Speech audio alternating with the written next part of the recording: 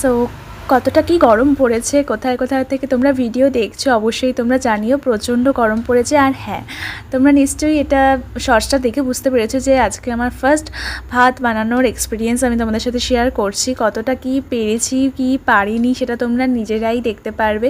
আর কেন আমাকে বাধ্য হয়ে বানাতে হচ্ছে আমি তোমাদের বলি, কারণ আজকে দেখলাম যে আসার সময় কলেজে ক্যান্টিন বন্ধ। সো আমাকে এটাই বেছে নিতে হলো, কারণ বাইরের খাবার খুব একটা খাবো না, কারণ প্রচণ্ড গরম পড়েছে। তারপর আমি এই চালটাকে মানে জল দিয়ে আমি রেখে আমি স্নান করতে চলে গেলাম। তারপর এসে আলুগুলো কেটে নিলাম। আর তারপরে আমি মনে হলো এর মধ্যেই ওই চাল আর জলটা আমি এর মধ্যে দিয়ে দিলাম। ভালো করে আগে ধুয়ে নিয়েছিলাম, তারপরে আমি আলুগুলো ওরমভাবেই কেটেই দিয়ে দিলাম, আর কিছু করিনি। তারপরে গ্যাস চালিয়ে ভাতটা বসিয়ে দিলাম আর ঢাকা দিয়ে দিলাম, যাতে আমি ভেবেছিলাম যে তাড়াতাড়ি হয়ে যাবে, কারণ স্টিমে তাড়াতাড়ি হয়ে যায়। তো আমি ওটা বসিয়ে রাখলাম।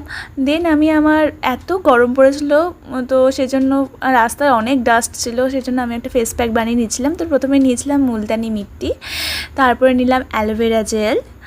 দেন অনেক কষ্টে খুঁজে পেলাম একটা কফির প্যাকেট। তো কফিগুলো ভেতরে জমেও গিয়েছিলো, কিন্তু কফিটা ঠিকই ছিল, ভালো ছিল।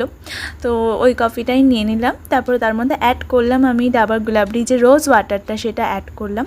তারপর আমি দই নিয়েছিলাম নিজের খাওয়ার জন্য, আর কিছুটা মুখে মাখার জন্য আমি নিয়ে নিলাম। তো মিক্স করে বানিয়ে নিলাম আমার নিজের এই ফেস প্যাকটা। আর দেন তারপরে আমি যা দেখলাম যে ভাতটা আমি পুরো পুড়িয়ে ফেলেছি।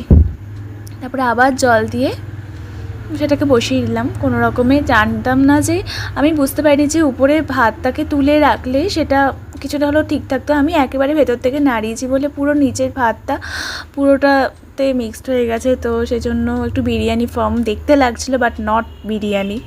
তো দেখো কেমন এসছে, কালারটা পুড়েই গেছে বলতে গেলে, আলুগুলো সিদ্ধ হয়ে গেছিলো।